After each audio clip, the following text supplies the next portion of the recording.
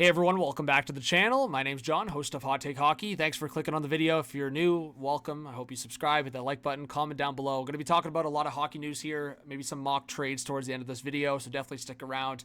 Gavin McKenna is the big news story right now. He's committed to Penn State for next season, the potential first overall pick in the 2026 NHL draft. Of course, you talk about the CHL maybe taking a hit here, but I've also said like it goes both ways. Like they've pulled some players from potentially the USHL and other leagues, so it does suck seeing big players from the CHL leave, and you're also talking about potentially the top 2 picks in next year's draft going to NCAA. So a big up for the Penn State program. We're going to see how next season goes. But just going into other stuff that came out of 32 Thoughts for Elliot Friedman, because it's kind of his last episode of the season. A lot of stuff he kind of hinted at. Teddy Bluger and Dakota Joshua potentially maybe trade chips for the Vancouver Canucks.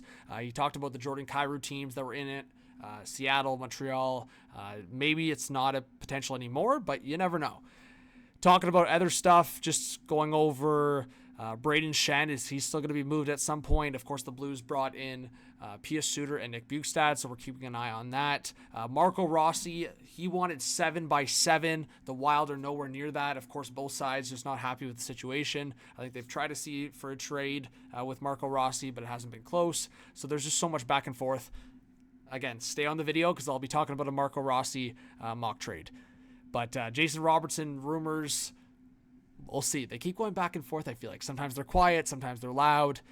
Just a lot of other stuff out there. But the Leafs trying to move on from Yarncrow and Kampf. What's going to happen with Nick Robertson? He just got married, so Friedman joked that he's keeping him out of the rumors for now.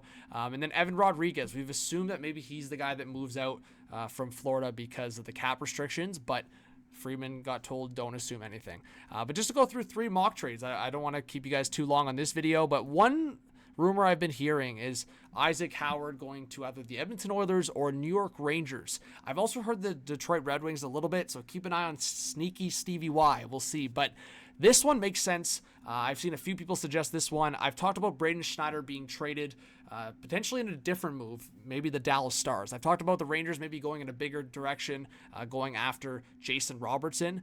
So they could still do that. I think the Dallas Stars would love a Braden Schneider, but also the Lightning would love a Braden Schneider. And just to show you guys a mock lineup of what this would look like for the Lightning, I think they should go for a trade like this in terms of getting a roster player versus maybe a draft pick, which would probably be a first-round pick.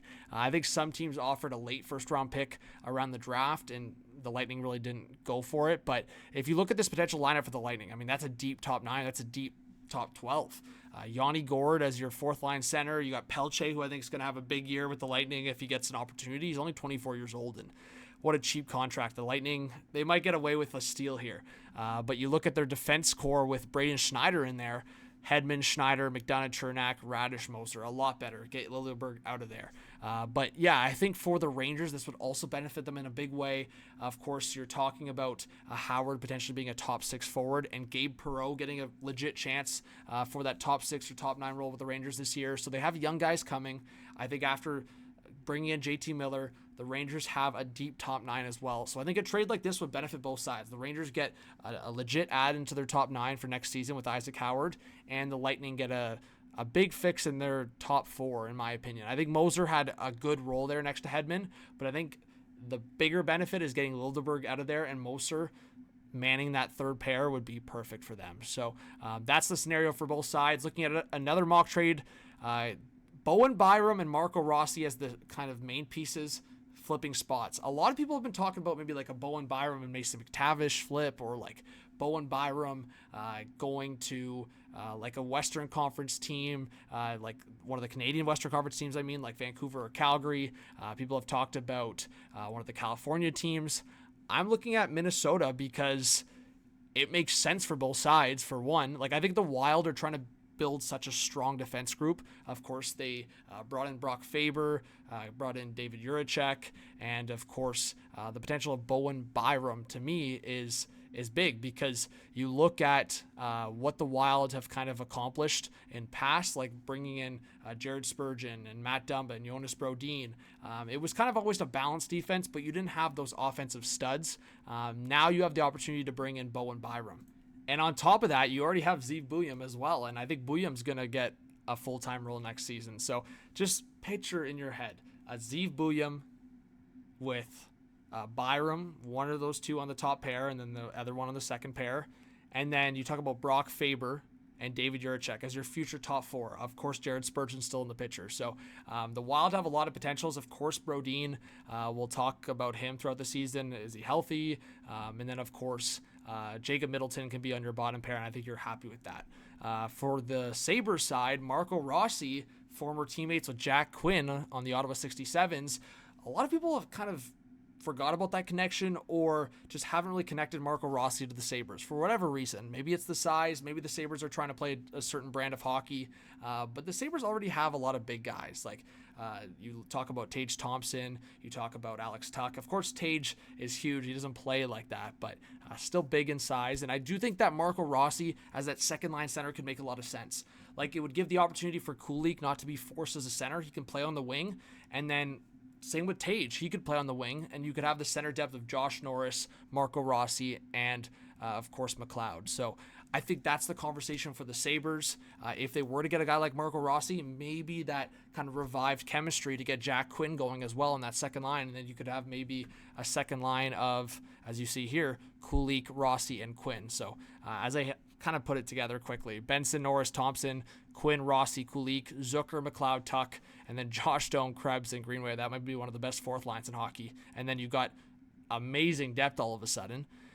And then your defense group, Dahlin, Samuelson, Power, Kesselring. I signed Timmins to a 2-year, $2 million per year. I feel like that's pretty fair for his production, and he is coming into a new team. So the Sabres, sometimes they have that Buffalo tax where they have to pay a little extra. But and then Zach Jones in there as well, and Bryson is your seventh defenseman. You probably don't want him playing a lot of games, but I think that's a solid top six. And Kesselring, I mean, play it as you want, but I think Dahlin obviously kind of ups the players he plays with, and Samuelson probably benefits from that. And then Kesselring and Power is a solid second pair. So give me your thoughts, guys, on that scenario. I think that could benefit both teams. And then the third mock I have, this is actually from a fan. This was not something I put together, but I just put it on the screen because I was like, you know what? I think this is kind of realistic. I've talked about maybe Cowan in these scenarios. I know a lot of people get on my case for it, but I do think Ben Danford could make sense for the Calgary Flames in terms of the brand that they're trying to put together. The only concern I have with this is the Calgary Flames have drafted so many right shot defensemen. So that's something to consider, but you know what? It's never a bad thing to have the unicorns of the National Hockey League, right? Like right shot defensemen are so hard to come by, and they're definitely more of the rare breed. So if the Calgary Flames have a lot of them, then teams are going to become like they're going to be calling on the Calgary Flames. So Danford, Robertson first as the main kind of structure of this deal, and then Nazem Kadri finally reunites in Toronto. So that would be the scenario. You try to figure out dumping Yarncrow, which would make sense. The Leafs are cap compliant in this scenario, and then you sign Jack Roslovic, as it's been rumored, in around that kind of cap that I've talked about, $3 to $3.5 million.